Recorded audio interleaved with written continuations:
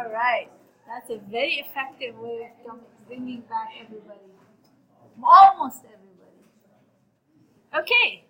Let's pick up where we left off with answering some of these questions. Define chromatography. You're going to define it every day for the next 8 days. Laura. It's a process of separation of components within a mixture. Okay. What's the difference between stationary phase and mobile phase, and what's the function of each? You can tell me the difference. Somebody else can tell me the function. All right, Sam? I think I remember the mobile phase is what you want separated, and it has an affinity with what you put in there that you want separated. And when it moves out, it takes your molecules that you want separated with it. Okay, so in simple terms, it's the moving phase. Whatever you said is correct. It's the moving phase. It's the phase that causes your components to actually move along and be separated. Okay? Move along and be collected, eluted. All means the same thing. Okay, what about stationary phase? It doesn't move. It doesn't move. What does it do? What's its importance? Yeah? That's the key. The word. The golden word. It interacts with your components. So if your component does not interact with the stationary phase, it's going to move along with the mobile phase and not get separated. We need to induce interaction. In order for molecules to be separated, they need to interact with their stationary phase. If they don't act with the stationary phase, no separation. So it's a very important phase. The stationary phase is a very important phase. The mobile phase is important because if we don't have a mobile phase that can attract your molecules or components will remain on the stationary phase forever. We don't want that.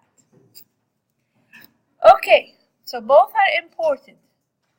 List 3 types of chromatography. Yes, Sammy? Gas chromatography, supercritical chromatography, and liquid chromatography. These are the main pillars of chromatography. Okay. So in GC, what is your mobile phase? Thea? Gas is your mobile phase. And what is the form of the stationary phase in GC? Thea? It can be liquid, it can be solid. It can be liquid, immobilized on an inert solid, or an interactive solid. What about partition chromatography? What's the mobile phase and the stationary phase in the partition chromatography? Okay. Liquid. They're both liquid. So there is partition coefficient in partition chromatography. So your molecule is partitioning between 2 liquid phases based on its solubility in those 2 liquid phases. What about adsorption chromatography? What is your stationary phase? Is it solid or liquid? Solid. Michelle, solid? Yes. So in adsorption chromatography, your stationary phase is solid, your mobile phase is liquid. Okay. So what is partition coefficient? It is the concentration of a solute in phase 1 by the concentration of the solute in phase 2. Whether it's a stationary phase is phase 1 and mobile phase could be phase 2. So you get a constant. At equilibrium, you get a constant. So partition coefficient is constant at equilibrium, and you would have several equilibriums going on as the molecule is moving along your stationary phase. We'll spend more time on those equilibriums later on when we talk about resolution. We listed a lot of applications last time. Can you remember some for chromatography? Can you list some? Okay. We talked about the separation of molecules based on hydrophobicity. Yes, based on hydrophobicity. Before we talk about mechanism, can you give me actual application? Hands in the air. Let's see. Well, separation of caffeine in the HPLC lab. That is correct, Hayden. Separation of fatty acid using GC page. Color separation. Color separation, perfect. Uh, not Grace. You are Alice. Flavor. Fiber? Flavor. Flavor, of course. Sammy. Sugar characterization, perfect. Katie. Amino acid composition. Amino acid composition, great. And many more. Pesticides, mycotoxins, so phenolic compounds. So a lot of different applications require chromatography. Okay, perfect. So we talked briefly about GC last time. You'll have 2 lectures, I think, starting this Wednesday with Gary. Wednesday and Friday will be on GC.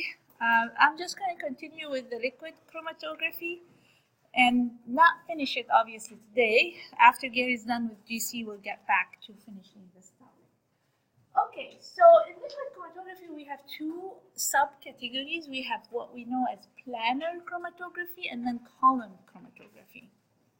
So the planar chromatography, we have 2 different types of planar chromatography, paper chromatography and thin layer chromatography.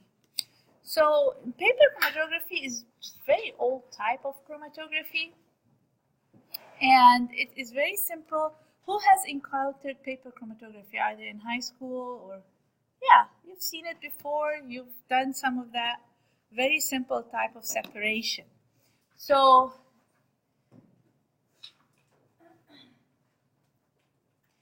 paper chromatography, in it you utilize from the name paper. And paper, you have cellulose. And the cellulose can serve as a supporting inert or support for a liquid stationary phase. So that means you impregnate the paper with water is very common. So you make basically you make it wet with water. Then your stationary phase becomes water. So the water is adsorbed onto the paper. And then there, you tend to kind of draw a line with a pencil so that you have a place where you spot your samples. So you usually spot a reference, and then your samples, you distance them so that there is no overlap as they migrate. So you spot your samples on that paper, and then you take the paper, put it in a chamber. And that chamber has a place to hold the paper up, and then you fill that chamber with your mobile phase. And the mobile phase is immiscible with water, like hexane, for example. So then your components start moving along. As the mobile phase moves up the paper, your different components start moving up as well. So if you have components like water more polar components, do you think they're going to move up fast or stay more or be delayed? If they're polar. So we have the water adsorbed on the paper, so the whole paper has water, your stationary phase is water, and then you put it in an organic nonpolar phase. The organic nonpolar phase starts moving up, carrying along with it the components in your sample. So the polar components, are they going to move up with your organic solvent, or are they wanting to stay with the water? They're wanting to stay with the water. So basically, the more polar your components are, they're going to be delayed. The more not polar, or the more solvent-liking, they are going to move with the solvent and move up your paper more. Okay? So least polar will move more, and most polar will be delayed. They will potentially move, but they will be delayed.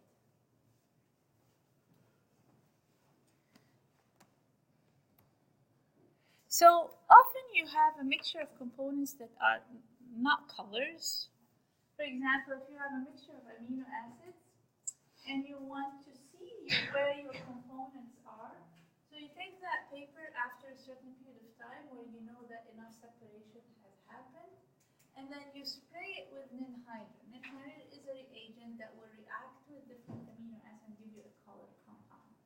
So then you will be able to see the spots on the paper.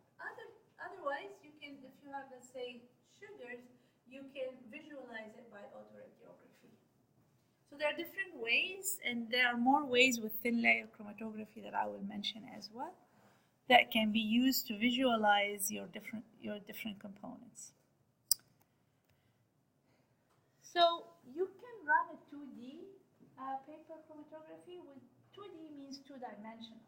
So the first time you have your paper with the water on it, then you run it with solvent X, and you get your components separated. But as you can see here, they're not fully separated. There's some overlap. So you can take that paper, turn it 90 degrees, and then immerse it in another chamber with another type of solvents that has different affinity. So your components have different affinity now to that second solvent. Then they will separate again. So you go from the first dimension to the second dimension and enhance separation. So in order to kind of give some type of quantitative measure, we can calculate a factor that is known as relative mobility factor. RF is relative mobility factor. So what it is the distance moved by a component. So let's say this component E2 is the distance from where you spotted the sample to where it reached, over the distance to where the solvent reached. So the top of the paper where the solvent reached. So that would be characteristic of that type of component, whatever that is. It's relatively constant. So every time you run that sample, it should have a constant RF, or relative mobility factor. But it's not always the case, just because in paper chromatography there's so many different variables. So for example, the thickness of the paper might impact. So the temperature, if it is a little higher, there will be faster movement. The humidity, the moisture level, that is, and the distance of the paper, or the length of the time you left it in the chamber. So there are so many different factors that will impact this RF. So if you want to compare components and identify them based on RF, you want to run them under the same conditions. You want to run as many samples as possible on that one paper under the same conditions in order to get some constant of an RF.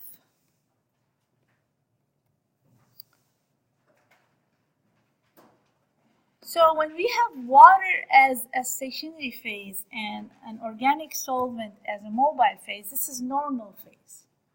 We talked about it briefly last time. So normal phase chromatography is when you have polar stationary phase and non-polar mobile phase. But this can be swapped. So it can also be reverse phase with the support integrated with a non-polar solvent, and then you're developing with a polar solvent such as water. So you can run it both ways. The stationary phase can also be ion exchange. That means the OH group of the cellulose can be derivatized. That means a group attached to it, and that group can be acid, makes it negative charge, or base, makes it positive charge. Okay.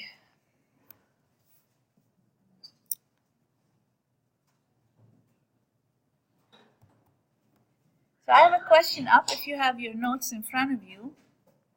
In reverse phase paper chromatography. So in reverse phase, that means your stationary phase is nonpolar and your mobile phase is polar. A, the most polar travels the most. B, the least polar travels the most. And then C, RF value of the polar compound will be higher than the less polar compound. A and C or B and C?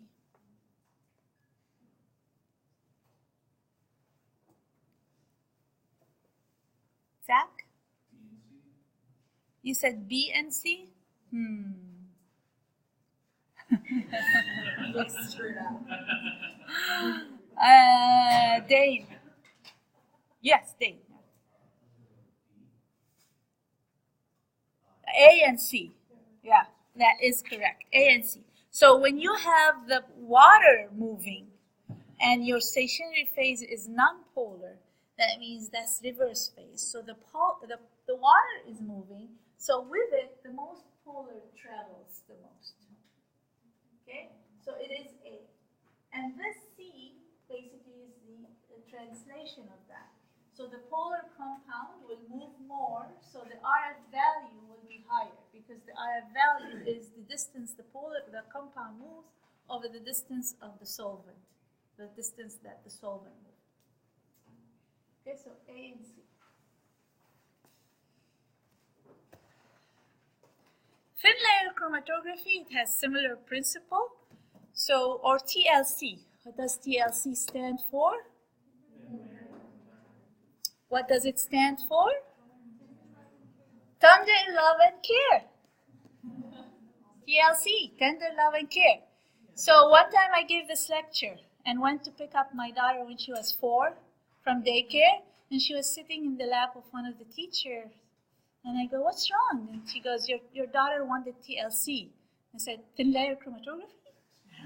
Why would my daughter want thin layer chromatography? And then they explained to me the tender love and care, and that was my first exposure to tender love and care. So, it's similar principle to paper chromatography, like I said. It is developed to replace paper chromatography given that you have better resolution. And when I say resolution, that means better separation. So we'll have a couple of lectures, or a lecture at least, on resolution of different compounds. So that the better resolution is mostly attributed to the uniform particle size. So what you have here, you have an inert surface. It could be aluminum or glass or plastic. And then you lay a layer, a very thin layer of silica. Could be silica, aluminum, but mostly it's silica. So, and then the particle size is so small and uniform, unlike the paper chromatography type of, unlike the cellulose in the paper. So you can lay it in a very thin layer, and then because of that, you have better separation due to the smaller and uniform particle size, and then better reproducibility. That means every time you run it, you have a better constant value of RF.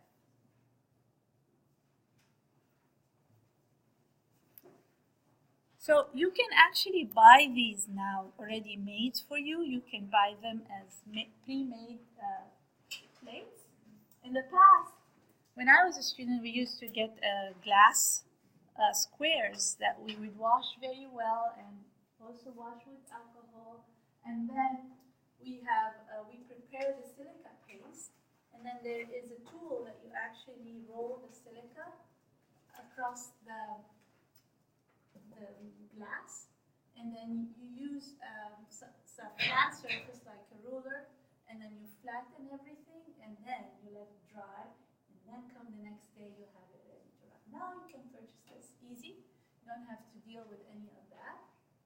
And same with paper, you leave like about an inch and make a line where you spot your samples on that line.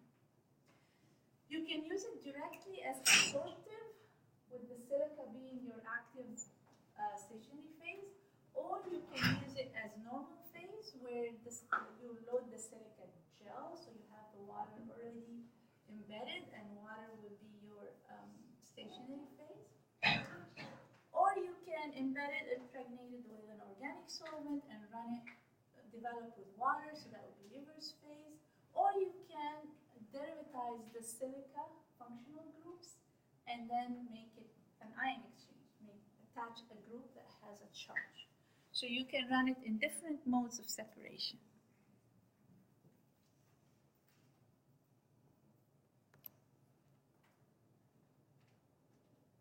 So similar principle. So there's a chamber where you develop your thin layer plates. So you put the plates, you can develop multiple ones. You can have chambers that fit multiple plates in it, and then you can have multiple samples run at the same time. Then you take them out and let them dry, and then you develop them. So you can either spray an anhydride, for example, it's amino acid, or you can spray with sulfuric acid, which burns your components, and then you will see dark spots that you can visualize, or you can have either vapor also producing color, depending on the components that you have, or dichlorofluorescein, which produces a fluorescence type of compound that you would measure fluorescence. Or it could, you can do radioactivity if you have a radioactive labeled compound.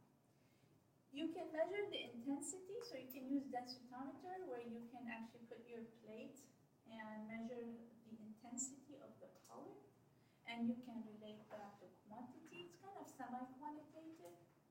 Or you can scrape it off with the silica, along with the silica and everything, and then you have to clean it out, remove it by eluting it through a small tiny column or a syringe that is packed so that you can remove that compound and leave the silica behind, and then you can take that solution and analyze it by different means of analysis to quantitate after separation. So there are different ways of identifying your compounds. You can qualitatively look at it, or you can quantitatively determine these compounds. Okay. All right. So moving on to column liquid chromatography, which is the most commonly utilized chromatography. You almost always utilize column, whether it's GC or liquid chromatography. So I'm going to go over very basic principles first with you. But first of all, it was the low pressure liquid chromatography was developed.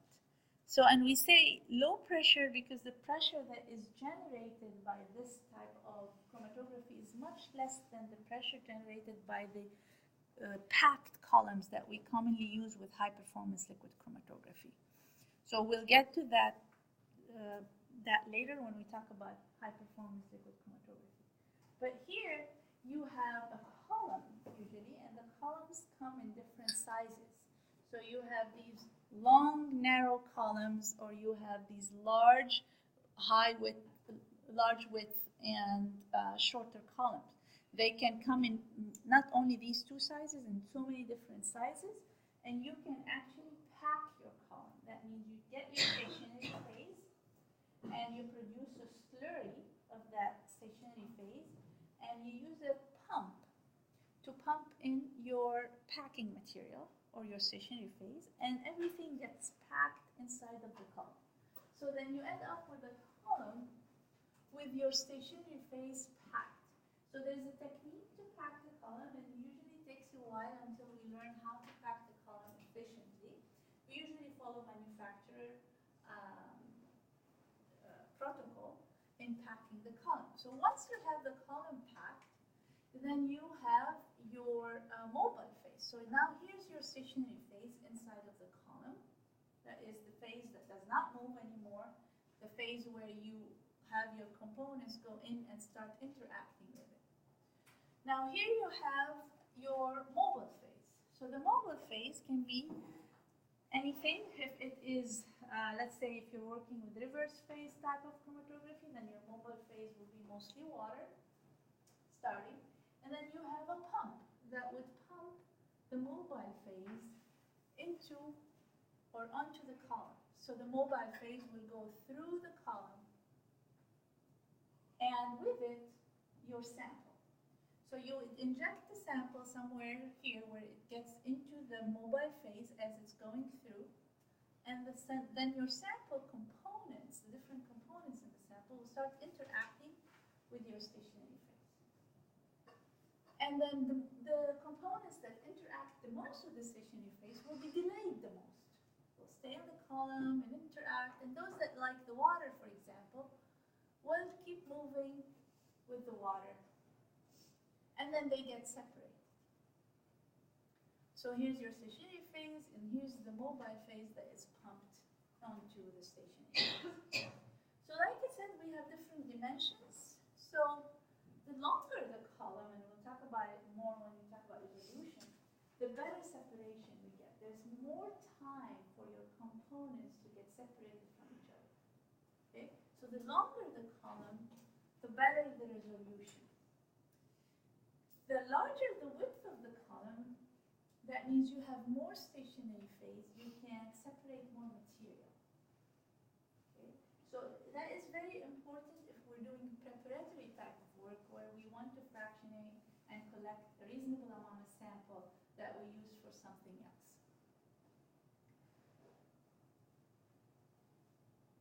Okay? And then the other thing I want to mention here is isocratic versus gradient mobile phase. Any idea what the difference is? From the wording, isocratic versus gradient. So isocratic is when you have only one mobile phase. So, but gradient you have two, and like over the time, the ratio changes. So Exactly. you can take. Exactly, correct. So with isocratic, you have one mobile phase. Forget about this one. You have only one, and it's one concentration that doesn't change, and you're just pumping it through the column without having to change the concentration. With this, if we have components that are very similar in their,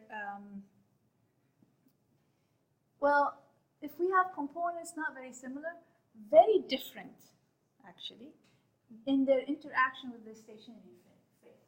One has a lot of affinity, and another one doesn't. So when you run an isocratic, okay, one is going to interact and stay for a long time. The other one is going to move along. So your separation, in order for you to get the other one, if you're just running an isocratic, it's going to take you maybe an hour, maybe 2 hours, sometimes 3 hours to get it out with isocratic. Because this one component is interacting and doesn't want to leave. So what do I do? Instead of isocratic, if I do have the situation and I have one component that won't leave, then I need the gradient illusion. This is when we say we want to make that mobile phase more attractive to that component that is sticking on the column. So in this case, we're making the mobile phase stronger. So keep that in mind, increasing the strength of the mobile phase. By increasing the strength of the mobile phase, I can remove that compound that was resisting to move, liking the stationary phase too much. So remember the example of buying something for the girl to leave the store. So otherwise, she will be there forever. So you have to give her something to get up. So in this case, you have to give that component in there another mobile phase that will allow it to move along with it.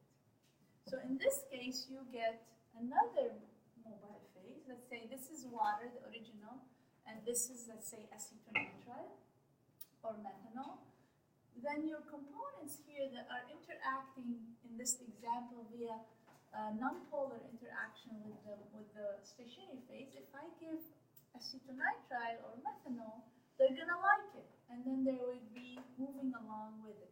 So I'm increasing the strength of the mobile phase, I'm changing the concentration over time, and that is gradient illusion. Increasing the strength of the mobile phase, making the mobile phase more competitive for that particular component to interact with it and leave the column. So after the components are separated, they come out one at a time, hopefully, if you did a good job with the separation. They come out one at a time, and they go on to a detector. And the detector could be a UV absorption detector, could be a refractive index detection, could be like scattering detection, could be any type of detection that will give you a chromatographic peak that indicate the concentration and the elution time of your component. After you get it detected, it can go out of the detector and you can actually collect it. So you can collect these different components after you separate them. And this is very important in preparatory chromatography, where we are actually looking at isolation and concentration of different components. So we can detect their presence and we know that they're there. Then we can time our fraction collector to collect at certain time points and get those different fractions that were separated. We can do other things too. We can split the line here and have our sample go and have a reaction. Let's say if we want to determine the concentration of a substrate, like glucose, we can have an enzyme here that will react with the glucose and also give me a compound that I can measure its concentration by absorption. So I can also measure enzyme activity if I'm separating enzymes, or I can measure substrate if I'm separating substrate for particular enzyme. So I can do multiple things as the components are isolated and separated by chromatography. You can always stop me for questions. Okay. Very briefly, I want to measure supercritical or mention supercritical fluid chromatography.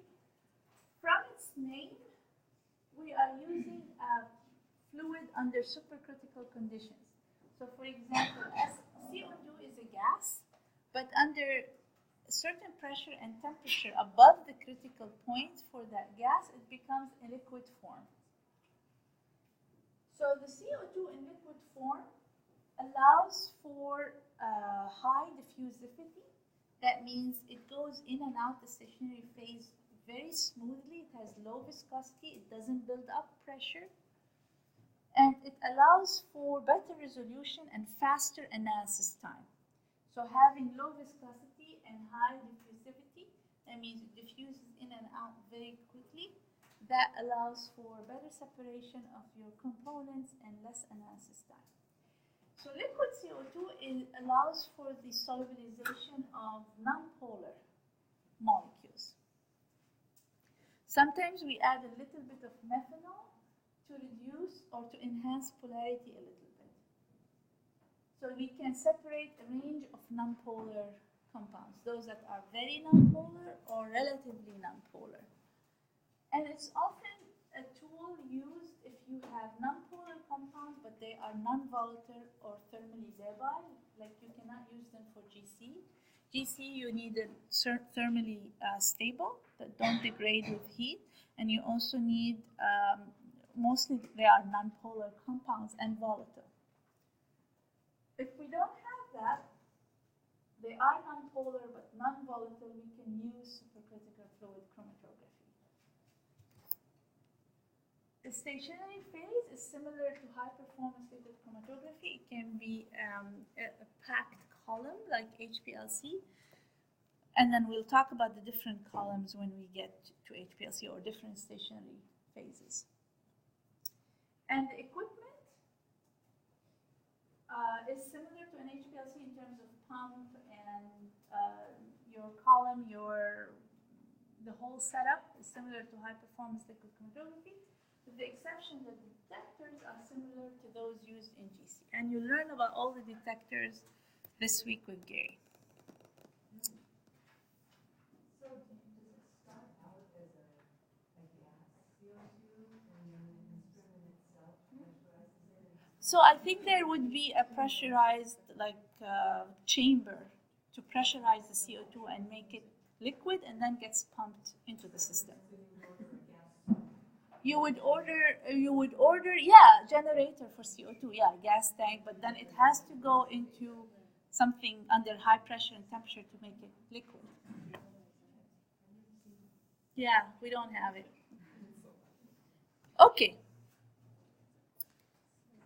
So now we're going to talk about principle of separations. So the different principle of separation, we call them physical-chemical principle of chromatography separation.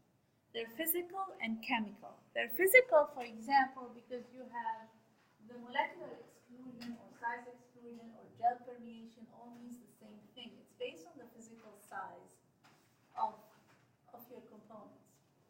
So, and then other separation are based on the chemical components, chemical characteristics, whether they are charged, polar, non-polar, etc. So that's why collectively we call it physical-chemical principles of chromatography separation. So if we look at this diagram, it kind of summarizes all of the different types. So at the top here we have adsorption chromatography and partition chromatography. With adsorption chromatography, your components are adsorbing to the surface of your stationary phase, to the active surface of the stationary phase. They are interacting via different modes of interaction. It could be hydrophobic, it could be hydrophilic or ionic, it could be hydrogen bonding or van der Waals. So any types of interaction can result in your solute or components interacting with the stationary phase or adsorbing on the stationary phase.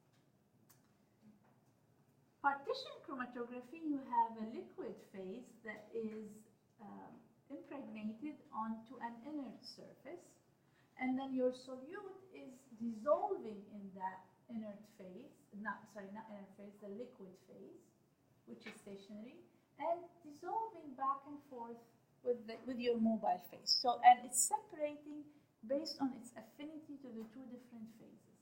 So here we are, the solute is dissolved in liquid phase. So it's based on the polarity of the different phases and the affinity of your compound to those different phases. Ion exchange chromatography is a unique form of adsorption chromatography. It's a very specific form of adsorption chromatography. Here, the adsorption is happening via ionic interaction. So if you have a negatively charged molecules, they're going to interact with positively charged functional groups on your stationary phase. So you see these positive charges. These are on your stationary phase, and then your components that are negatively charged are going to interact with these positive charges. So the more negative charge you have, the more interaction you're going to get with your stationary phase that is positively charged.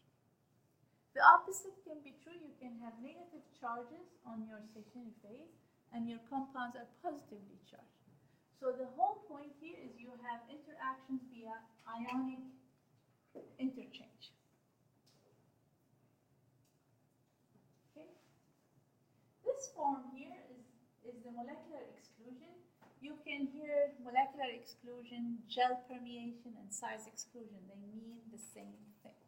They're separating based on size. So you have a polymer here with different network so that you get different pore sizes. And then your molecules, based on their size, can enter the pores and get delayed by going inside the pores. Or if they're too large, they can't enter the pores, they leave with the mobile phase. So the larger the molecules are, the faster they're going to leave your stationary phase. And the smaller they are, they're going to go through the pores and get detained or delayed. So smaller molecules elute last or leave your column last. Affinity chromatography is another form of adsorption chromatography. And this is a very unique type of interaction, like an antibody to an antigen. It's a very unique and very strong interaction. So it is attached, so you have a functional group attached to your stationary phase, and then you have a very unique, like lock and key type of interaction between your component of interest and your stationary phase. Everything else gets washed out. They have no unique interaction. So this is kind of a very broad overview, and then we're going to go through all of them in detail.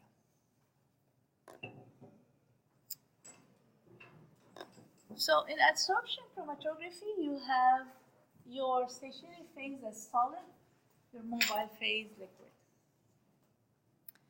So the stationary phase, or the adsorbent, in other words, because the molecules are adsorbing onto it, it's finely divided solid. That means solid with a very small and fine particle size that are uniform. The more uniform they are, the better resolution you're going to get. And then you have differential interactions with components. So you have your components are interacting with your surface, and then they are interacting via van der Waals forces, electrostatic forces, hydrogen bonding, or hydrophobic interactions.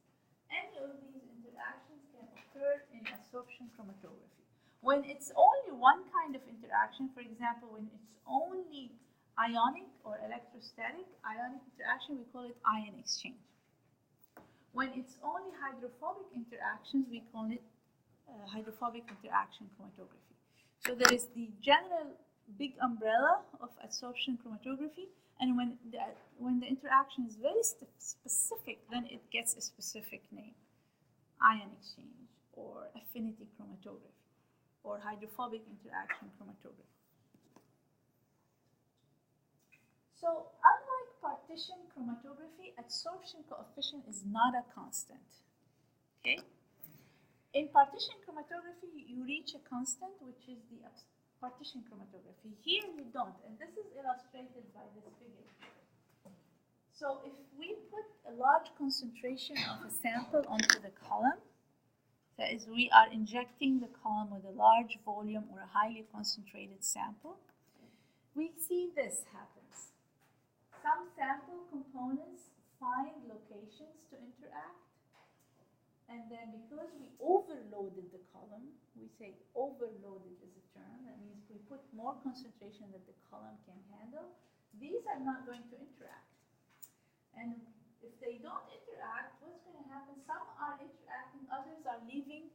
With the mobile phase, we're not getting good separation, because some are interacting and getting detained, the others, they didn't find any location to interact, they leave the column. That's why in adsorption chromatography, it's very important that we do not overload the column. The coefficient, the absorption coefficient, is dependent on how many sites do we have, how many of these triangles or functional groups do we have on the column or on your stationary phase that can interact with your components.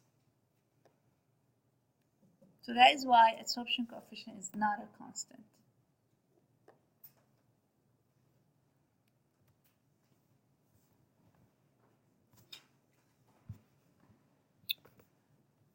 So the stationary phase in adsorption chromatography can be silica, alumina, or charcoal. If it's silica or alumina, these are polar, relatively polar. Charcoal is non-polar. So we're talking about differences in polarity, so the elution order of solute depends on their relative polarity. So if we're using silica, the more polar will be interacting more, and the least polar will be moving with the mobile phase. Same for alumina, the opposite is for charcoal. The non-polar will interact more, and the least or the most polar will move with the mobile phase. So it really depends on their polarity. There is a table of the different impact of polarity in your textbook. So in this case, you have the solute and the solvent, or the mobile phase, competing for active site on the stationary phase. And here's the term: changing the strength of the mobile phase will alter solute stationary phase interaction. And that's what I said earlier. If you want your components to leave your stationary phase, you have to increase the strength of your mobile phase. Okay? So, otherwise they will stay there for a long time, and your analysis time will be really long. So changing the strength of the mobile phase is very important. So if I have water, and then here I have nonpolar stationary phase. Okay? And then I have different components moving along the column. The one that is moving along fastest is polar or nonpolar, most polar or least polar. Think about it, please, everybody. Okay, this is the time we need to learn this. Okay, so the one that is moving the fastest, is it most polar or least polar? One at a time. What do you say, please? Least polar. So we have water going down here, and this is nonpolar stationary phase. Phase, yeah. Polar, right? Yeah. Okay, so most polar. Okay, going with the water. Now this one here is least polar. It's liking the column much.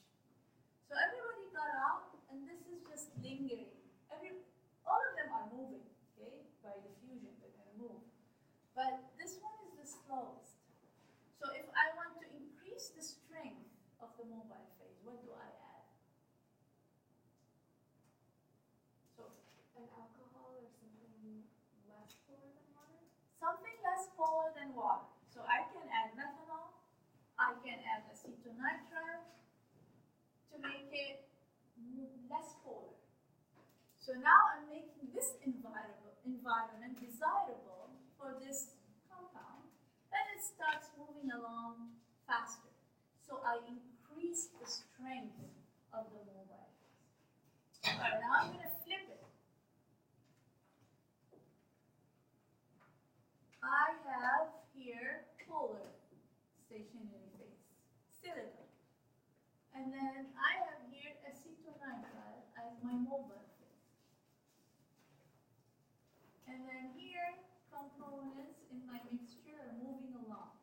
So this one that is moving along the furthest, is it the least polar or the most polar? What do you say, Paul? Huh? Least polar.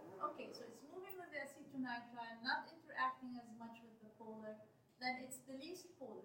How do I change the strength or increase the strength of the mobile phase to let these ones go faster? What do I do here? How do I increase? Yes, Adele? You add in more polar solvent. I add more polar solvent. I add H2O, water. Okay, so look at these. These are two opposite events, two very different events, but in both cases, what am I doing? Increasing the strength of the mobile phase. So when I say increase the strength of the mobile phase, it doesn't mean I'm always adding organic solvent or I'm always adding water. I'm adding what competes with the column. Okay? I'm increasing the strength of the mobile phase in a way that competes with the column. Yes, Dan? Is there a way to predict if you're going to have to do that? Yeah, is there a way to predict if we have to do that? By experimentation. So either you go back and see what other people have done by looking at papers, or if it's completely new method, you run your sample and wait. Oh, this is taking 2 hours. I need to do something about it. So I adjust my method accordingly. Good question. Any other questions? Yes? Similarly, is there like an equation to predict kind of a ratio of adding too much so that not enough is absorbed on the column? Yeah, no, there isn't an equation. It's just you go by what you know about your compounds and what you know about your different solvent, and it becomes trial and error. Sometimes you have to try different concentrations and see what works better, what gives you good separation and the minimum analytical time. It always comes with experimentation. That's the fun part. All right. I got the cue.